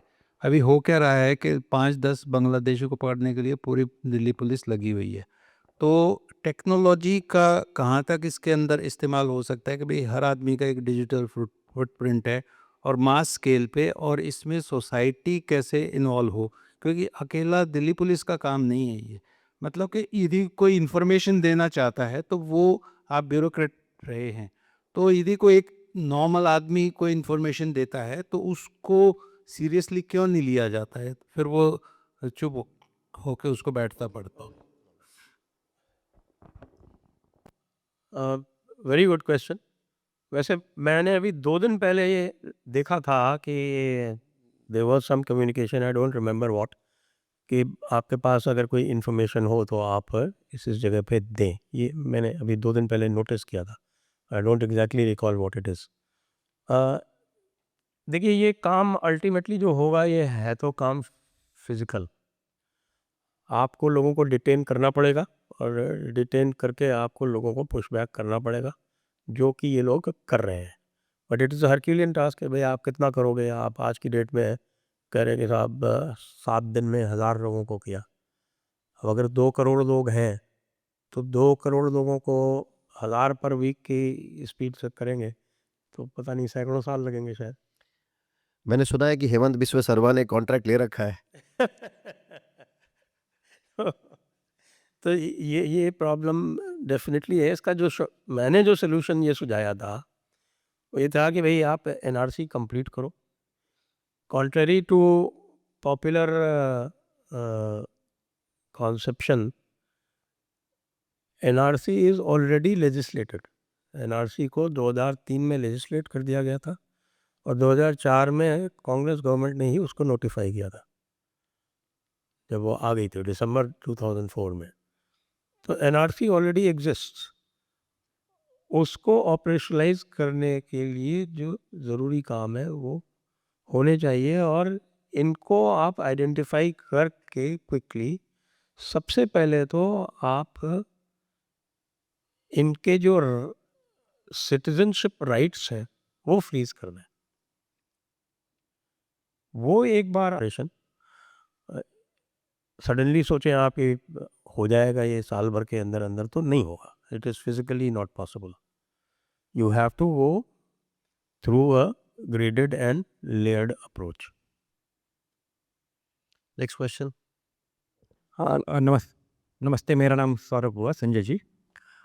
मेरा क्वेश्चन है, जो भारत में डेमोग्राफिक वॉर चल रहा है जो कि सबसे ज़्यादा वरीसम है, जिस तरह से पॉपुलेशन चेंज हो रही है, हमारे हिंदू समाज के लोग जहाँ हम दो हमारे एक पे आ गए हैं और अगर हम दो हमारे दर्जन भर, तो आपको क्या लगता है ये डेमोग्राफी जो चेंज हो रही है ये क्या भारत में 30-40 साल में हिंदुओं का क्या क्या दशा हो सकता है? नहीं हो सकता वो, फिजिकली नॉट पॉसिबल, क्योंकि इसके कोई भी आप जो अगर आप कैलकुलेशन करेंगे तो यू विल फाइंड कि अगर नॉर्मल स्पीड से चलता है सब कुछ तो द मैक्सिमम जो आपकी पॉपुलेशन मुस्लिम्स की है वो at about 18% it will plateau out.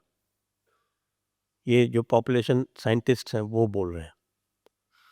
लेकिन ये जो इन्फिल्ट्रेशन है इसकी बीमारी को टैकल करना पड़ेगा, बिकॉज जो प्रॉब्लम आ रही है, इम्बैलेंस हो रहा है, वो इस इन्फिल्ट्रेशन से हो रहा है। तो अब जिस तरह के स्टेप्स लेने शुरू किए हैं और बड़े स्ट्रॉन्ग स्टेप्स लेने शुरू किए हैं, उससे तो we hope that they would be able to bring it to some kind of a closure. Next question. नमस्कार संजय जी। संजय जी, मेरा नाम विवेक गुप्ता है। संजय, मेरा क्वेश्चन है रिलेटेड टू इस्लाम और मुस्लिम्स। जब हम बात करते हैं आम मुस्लिम से या फिर इस्लाम जो फॉलो करते हैं, वो सुनने को मिलता है कि हम तो आप जैसे ही हैं, हमें तो इतनी प्यार मोहब्बत आपसे है, और जो कि कुरान में लिखा है या जो लड़ाई झगड़ा है वो सरकार, फौज या मौलाना लोगों का काम है। तो इस बारे में आप क्या कहना चाहेंगे? सीआर वाला किस्सा याद रखिए। देखिए, I have no problems with Muslims. They're exactly like you and me. The problem is in the book. The problem is in the book. और इसीलिए जब हम शत्रुबोध की बात करते हैं ना, तो शत्रुबोध के लिए then you have to understand the book, what the book says about you. If you take the example of, for instance, take the example of Jews. Jews का भी वही है वो, लेकिन उनके यहाँ कन्वर्शन नहीं है, वो द चोजन पीपल है। तो then they don't pose any threat to anyone as such. Correct. दूसरी बात यह है कि उनकी सोसाइटी में एक ट्रांसफॉर्मेशन हुआ है और टू अ लार्ज एक्सटेंट ये कई जगहों पे क्रिश्चियन सोसाइटी में भी हुआ है, इंडिया में नहीं हुआ है। वो जैसे मैं एग्जांपल लूँ जूस का, तो जूस में आप ये देखें कि देर are the Torah Jews and there are the Talmud Jews. उनकी दो मेजर किताबें हैं, तोरा और टैलमुड। तो जो तोरा जूस हैं, they exactly like our Islamic clerics. वो भी उसी तरह का सेपरेशन, उसी तरह का सुप्रीमेसिज्म, उसी तरह के मार्काट उसमें सब में बिलीव करते हैं। But their number is hardly 1% among the Jews. 99% are Talmudian Jews, Talmud वाले हैं, who accept alternative interpretation। ये आपको कई सारे स्पेशली वेस्ट में आपको क्रिश्चियंस में भी देखने को मिलेगा। मैंने कहा इंडिया में नहीं है, इंडिया में अभी मामला दूसरी लेवल पे चल रहा है। इस्लाम में ये कहीं भी नहीं है। अब you can hope for something to happen there, by that time they will create so much mayhem that we don't know what the world will come to. So therefore that needs to be resisted, that needs to be called out.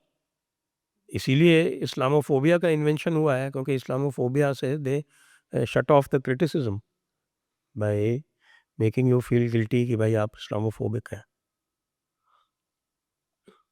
तो इसलिए this distinction is important. जी next question. जी मेरा नाम अदिति कीर्तने है। मैं थोड़ा Australia की तरफ आना चाहती हूँ। Overall the whole world we are seeing the brotherhood and in fear, that whole concept, and in last 2 years Australia में भी हमने वो काफ़ी देखा है कि ये ब्रदरहुड और इसके मामले बड़े बढ़ रहे हैं। And as usual we know कि पूरी political parties they are very negligent about tackling this problem. लेकिन हमारे सेक्ट में जो भी ऑस्ट्रेलियन हिंदू जागरूक है और उनको समझ में आ रहा है, we are trying to approach the local MPs और councils. what are some pointers which we can talk to them so that we are more we are able to convince कि भाई फ्यूचर इनके साथ में अच्छा नहीं है, लेकिन we lack that knowledge। so ऐसे कोई pointers आप शेयर कर सकते हैं क्या? देखिए, पॉइंटर्स तो मैं शेयर क्या करूँ, मैं तो I can only advise you because there is a whole body of literature on this. आप सीताराम गोयल जी और ये इनकी जो किताबें हैं, सीताराम गोयल रामस्वरूप जी की, इनकी किताबें पढ़ें। They are freely available. He was a great man. उन्होंने अपनी किसी भी किताब पे कॉपीराइट नहीं रखा, तो वो गूगल पे फ्रीली अवेलेबल है। They give you a full spectrum of knowledge about the people who take you as their enemy।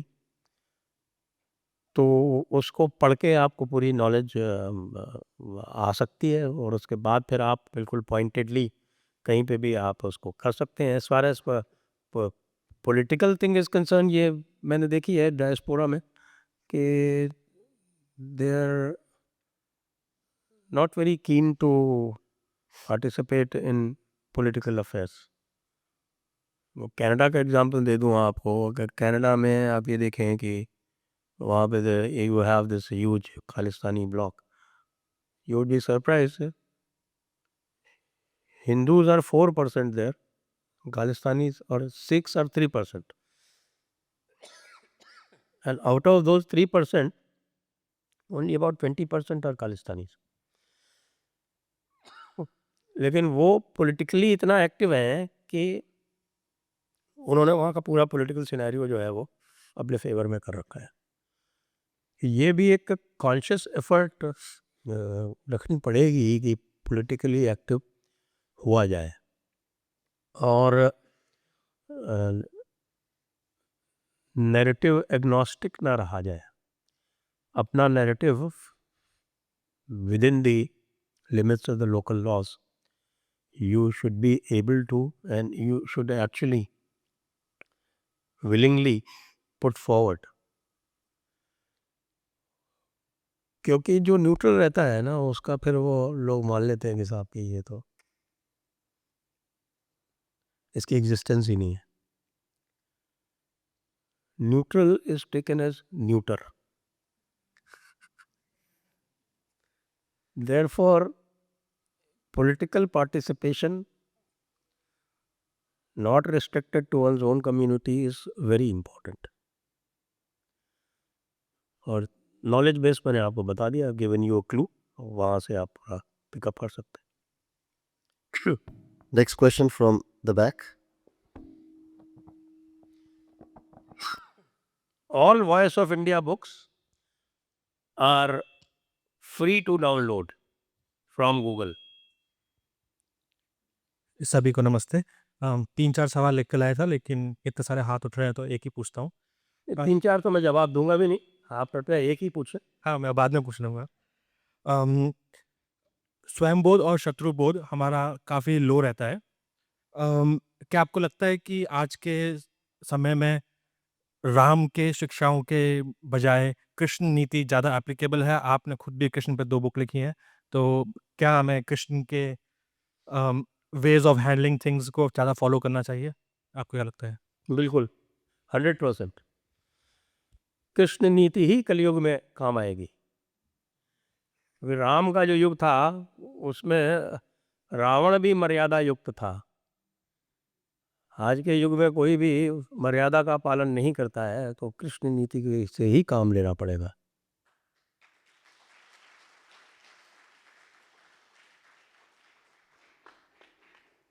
Krishna जो है वो कहे गए हैं पूर्णावतार। कृष्ण को पूर्णावतार कहा गया है। लेकिन कृष्ण को क्या है कि कृष्ण माखन चोर भी हैं, कृष्ण चित चोर भी हैं, और कृष्ण रणछोड़ भी हैं, फिर भी पूर्णावतार है। ये समझ जाएंगे हम तो हमें पूरी कृष्ण नीति समझ आ जाएगी। Another question. संजय जी, मेरा नाम मिहिर है। मेरा प्रश्न है कि हिंदू संगठित क्यों नहीं है एज़ कम्पेयर टू शियार। पैलेस्टाइन में एक शियार को फ्रैक्चर भी होता है तो पूरी दुनिया की शियार प्रोपेगेंडा चालू करना कर देते हैं। हिंदूज कभी करेंगे?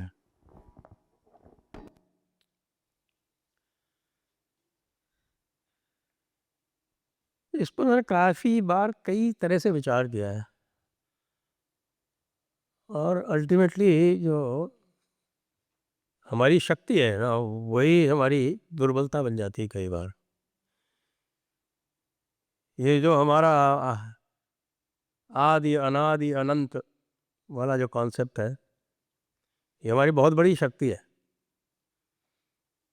कई बार जब भारतीय जवानों की वीरता का विश्लेषण बाहर वाले करते हैं तो वो कहते हैं कि भाई ऐसे वीर तो हमने कहीं देखे नहीं, हम सोच भी नहीं सकते, तो वो कहाँ से आता है। तो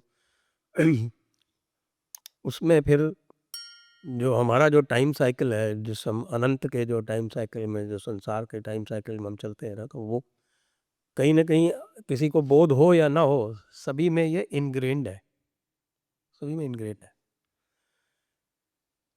लेकिन यही जो है वो ये दुर्बलता भी बन जाती है कि भाई वो संगठित होने वाली बात जो है ना वो हम इतना ज़्यादा अनंत की ओर और आत्मबोध की ओर, स्वयंबोध की ओर इतना अधिक केंद्रित हो जाते हैं कि जो व्यवहार की बात है उसे कहीं कहीं भूल जाते हैं। तो वो व्यवहार बोध, जैसा जब मैंने बताया आपको, जब बात की है वसुधैव कुटुंबकम के बारे में, तो वो बोध भी अत्यंत आवश्यक है कि जो व्यवहार का जो स्तर है वो अध्यात्म के स्तर से अलग है। हमारे यहाँ तो वेदों को भी 3 भाग में 3 तरह से इंटरप्रेट करने का प्रावधान है। वेदों के जो आपके वेदांग होते हैं, निरुक्त जो उसका जो एटमोलॉजी है वो कहता है कि साहब कि आप किसी भी वैदिक मंत्र को आप 3 तरह से देख सकते हो, आध्यात्मिक, आदिदैविक और आदिभौतिक। तो इसी तरह से ये जो लेयर्ड थिंकिंग है ना, वो कहीं आजकल की व्यस्त जीवन में, या आजकल के क्या कहूँ मैं, पिछले 1000 वर्ष से जब से हमारे ऊपर विपत्तियाँ आनी आरंभ हुई हैं तब से वो थोड़ा थोड़ा धूमिल होता गया है। लेकिन अगर उसको हम वापस ला सकें तो आप व्यवहार में और आपके जिसको कहते हैं अध्यात्म में, इसमें सब में सामंजस्य स्थापित करेंगे तो ये समस्याएं दूर होंगी।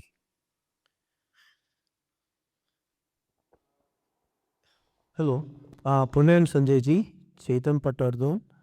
मैं जानना चाहता हूँ कि because of IWT, do you think Bharat should be able to take PAJK land? थोड़ा सा और रखिए, थोड़ा सा दूर रखिए, बहुत ज़्यादा इको कर रहे हैं। सॉरी, अब सुनाई दे रहा है?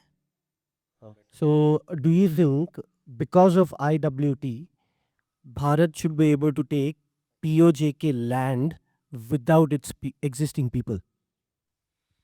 IWT is a master stroke. मैंने कहा जो मास्टर स्ट्रोक का आप पता जो है वो उसके एप्लीकेशन के बाद चलता है, उसका जो इम्पैक्ट आता है तो उससे पता चलता है। क्योंकि इंडस वाटर्स ट्रीटी ने पाकिस्तान को पूरी तरह से बैकफुट पे ला दिया है। अब उनको ये समझ में नहीं आ रहा कि साहब इसका हम क्या उपाय करें। अब आप क्या कर सकते हो, उसका कोई उपाय कर ही नहीं सकते। और जिस तरह से भारत ने अपने और जो मोदी डॉक्ट्रिन जो प्ले आउट किया है उसमें तो कोई रोल ही नहीं है। अभी भारत ने एक ऑफ़र दिया 2-3 दिन पहले, यहाँ पानी दे देंगे तुमको, तुम तो ऐसा करो, बस बहुत सस्ता उपाय है कि मसूद अज़हर को और हाफिज़ सईद को हमारे हवाले कर दो, पानी ले लो।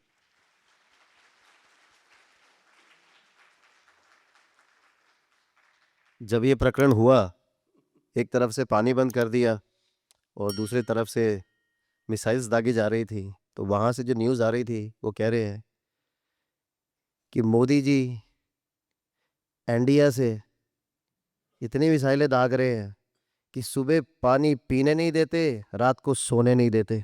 बताइए क्या करें? कभी बाढ़ ला देते हैं और कभी सूखा कर देते हैं। और ये जो है वो हफ्ते में 3 बार ऐसा हो जाता है, किसी दिन सूखा किसी दिन बाढ़, पता ही नहीं चल रहा। वो एक वो है था ना क्या क्या है सब क्या कब सूखा कब बाढ़, वो वाला हाल है। एक क्वेश्चन इनको वी आर फ्रॉम कैनबरा। हमें आपको कैनबरा इनवाइट करना है, nation's capital, and there are lot of thank you lot of fans in Canberra too, so we want you to visit the nation's capital. My question is about आपने 1-2 हफ्ते पहले एक operation Python के ऊपर बात किया था कि operation Python, I want you to talk about it a little bit. And should Quad be militarized? Because it's about Australia and enemy is common for Australia also. I think it's China. So आप ये 2 questions पे ज़रा बताएंगे। China से तो आपके बड़े अच्छे ट्रेड रिलेशंस हैं। आई डोंट नो, गवर्नमेंट में not like it.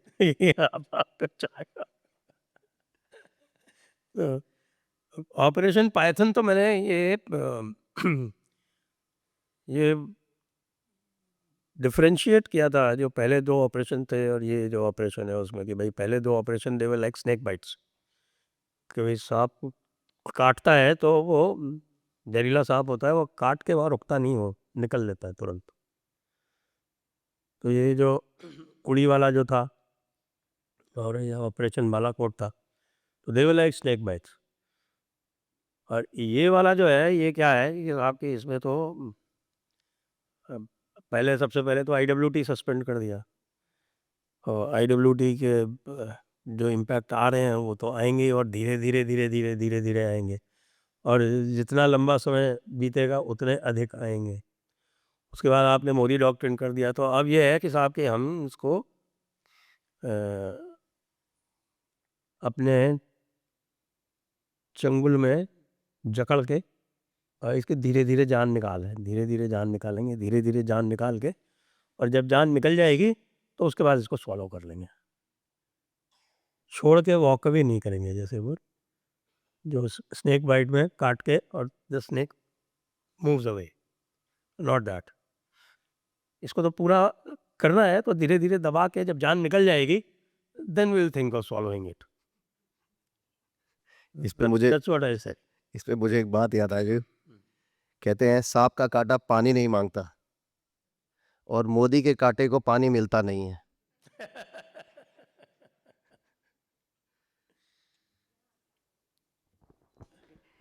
Setting hello जी, मेरा नाम साई रंजन है, और मेरा एक सवाल है। आपने अभी कार्यक्रम के शुरुआत में जो संस्कृत बोलने वाले CR का एक उल्लेख किया था, जिसमें अभी आप देख रहे हैं जो सत्ता पक्ष और विपक्ष के सर्वदलीय दल गए हैं बाहर, और ये अपना ऑपरेशन सिंदूर के अभी तक की सफलता का जो कर रहे हैं बात, ये इसमें कुछ विपक्ष के लोग हैं और वो शायद संस्कृत बोलने वाले सीआर का रूप धारण करके भी गए हैं। तो इस पे आपका क्या सोच है, और जो मोदी 3.0 में इनको कैसे देखा जाता है और इनको कैसे कंट्रोल किया जा सकता है आगे आने वाले समय में, क्योंकि ये रंग जरूर बदलेंगे कुछ समय बाद अपना।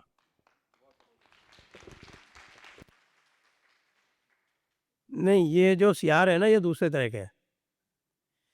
ये ऑटोमेटिक संस्कृत सीखे हुए सीआर नहीं है, इनको पहले बुलाया गया है और इनको संस्कृत सिखाई गई है और फिर इनको ले जाया गया है। इसलिए जब ये बोलेंगे तो जो सिखाई हुई संस्कृत है वही बोलेंगे, और नहीं तो फिर कोई दूसरी भाषा बोलेंगे तो वैसे ही आसानी से टैकल हो जाएंगे। संस्कृत उनको उतनी आती है और जितनी इनको बुला के सिखाई की है उन डेलीगेशंस में जाने के लिए। ये डिफरेंस है इसमें। या तो ये कहें कि ऑन साइड ट्रिप के लिए मिनिमम कंडीशन थी ये, क्योंकि पिछले कई सालों से इनको ऑन साइड ट्रिप मिला नहीं है। नहीं, राहुल गांधी को बहुत इच्छा थी कि वो जाए, क्योंकि वो जो है वो स्वतः स्फूर्त वाले हैं ना, वो हाँ जी। जिनकी ये बात कर रहे हैं वो है, उनको नहीं ले जाया क्या।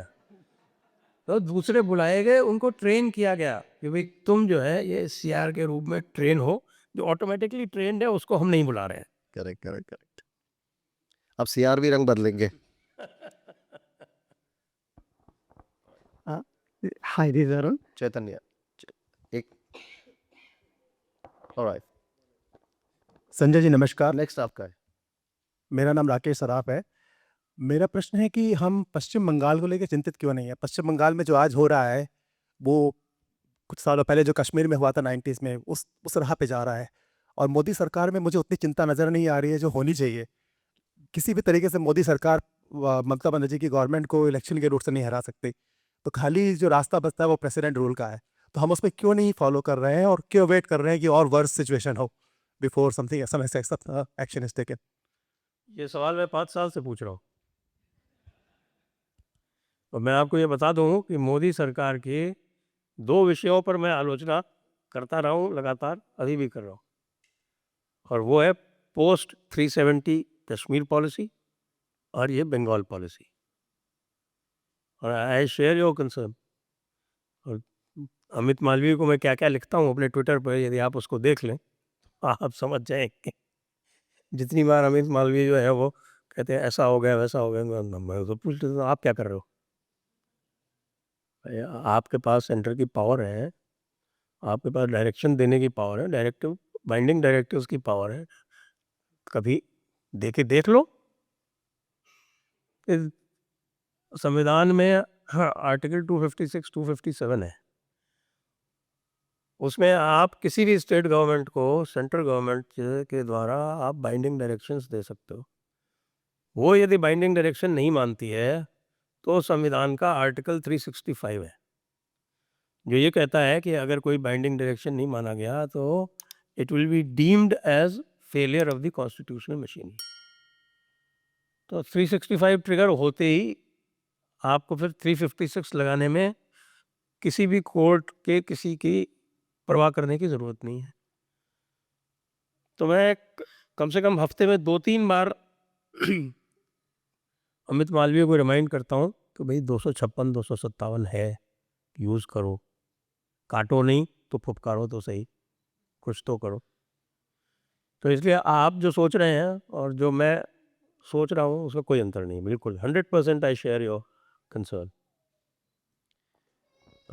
In the interest of time, we will be taking only 3 questions. We'll start from the first row here and then 2 more questions. Namaste, Sanjay ji. In setting up the narratives, news channels play a big role. So, is the India's news channels doing the justice on that aspect? What is your view on it? I couldn't get your question. Okay, in setting up the narratives, news channels play a big role, but Indian news channels, are they doing the justice? For example, India has retaliated, but most of the India's news channels said India has attacked Pakistan. So, in terms of words or in terms of conveying the message to Bharatiyas or to the all the world, so are they doing the justice? Your view? News channels have their own problems actually.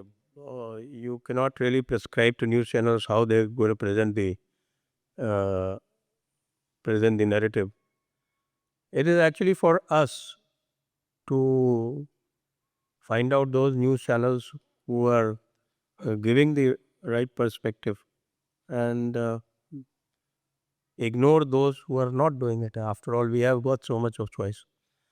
I think right now, if you look at the different news channels, I think NDTV did pretty well because they had Shiv Arur, and Shiv Arur presented the proper perspective, I think, all the time. I think among all the people who were covering this, he and Vishnu Shom did exceedingly well. So, but you have to be able to discern who is giving the right kind of narrative, and then you have to follow them. After all, you cannot hold Rajdeep to account.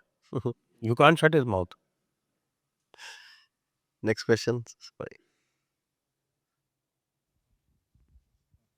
नमस्ते संजय जी, मेरा नाम अरविंद है। मेरा प्रश्न ये है कि original शत्रुबोध तो श्री कृष्ण ने संजय को दे दिया था द्वापर युग में ही, तो हजारों साल जो सनातनियों को जो सहना पड़ा है, इसका कारण क्या था, कहाँ चूक हो गई? और इसके लिए इम्पोर्टेंट है क्योंकि अभी जो जो उम्मीद की किरण जगी है, वो कहीं गिर ना जाए, क्योंकि कहीं माता जी पप्पू या टट्टू को कहीं लेके आएगी तो कुछ हो जाएगा। तो इसके लिए क्या करें कि ऐसा ना हो? Thank you. देखिए, हम लोग तो प्रयास कर रहे हैं कि शत्रुबोध का जागरण हो।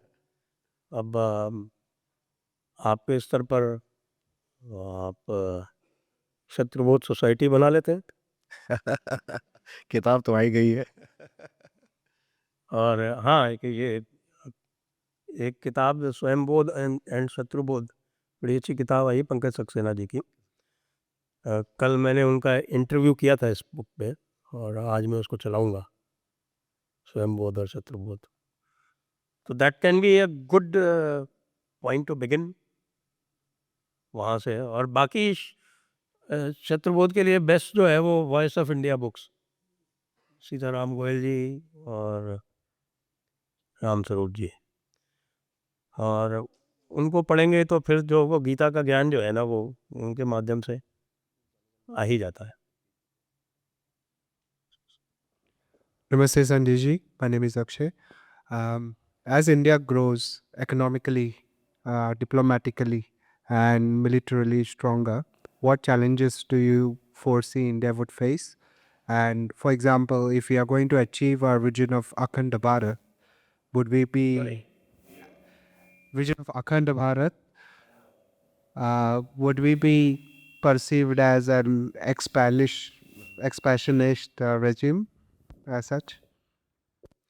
So as we grow, we will create more enemies, and that is but natural. Jealousy is a very, very natural human emotion, and especially from those who have carved out for themselves a dominating position for centuries. So they're not going to like it. They are not liking it, and they have, in fact, they did create Pakistan to keep a leverage on you, that we can see. So that will happen. As far as that Akhand Bharat is concerned, well, I am not so sure. What will you do with an Akhand Bharat with what? Something like 40 million radicalized people. So that is something that we need to ponder over. You want territory without liability? How can you get territory without liability? Because if you're craving for that territory, that you will get the liability as well. So what are we going to do about that? We got to be selective. पहले यहाँ की तो कर ले। हाँ, excuse me. My name is Satish. I've just like ask about the Kaveri engine. Why the political establishment or the bureaucrats are not trusting the private industry to enable this quickly? Again, the same question that I've been asked. I think I find a lot of echo here. I think things are changing now, but yes, they have not really trusted the private industry till now. It is only now that things are changing. And after the great display of private industry in the air defense sector, I think everybody will open up. That's the feeling I get. And the first reaction, the first positive reaction of that was the AMCA getting opened up to private sector. So better late than never, I guess. Spell correct. 2 more questions. Only 2 more questions.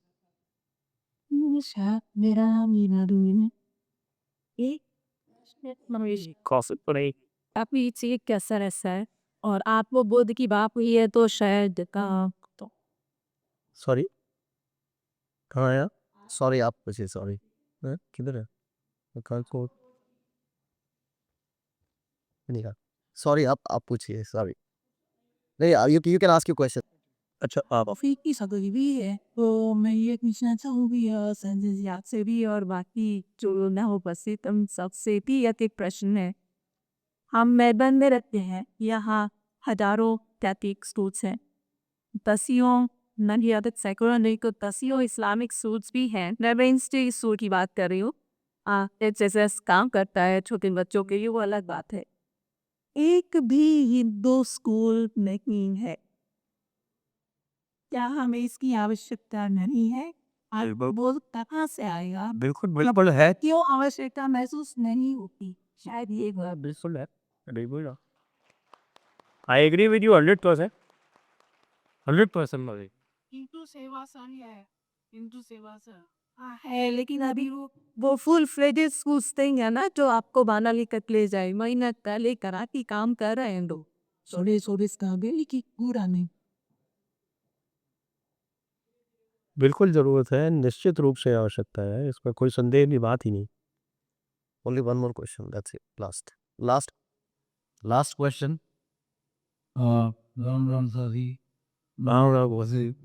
Okay Sanjay ji मेरा सवाल ये है, हमने जो media से हाथ को नाम कर दिया लेकिन जो हमारा झंडा उसके बारे में क्या आज ये महीने में हमने तो उसमें रन ना रखा है उसमें हमने ओपन लिस्ट के प्रपोर्शन में नहीं बन मेरे हिसाब से झंडा जो 80% केसरी होना चाहिए क्योंकि दुनिया में और कोई भी देश नहीं है जिसके झंडे में जिसका झंडे में उन्होंने मतलब माइनॉरिटी को इक्वली रिप्रेजेंट किया।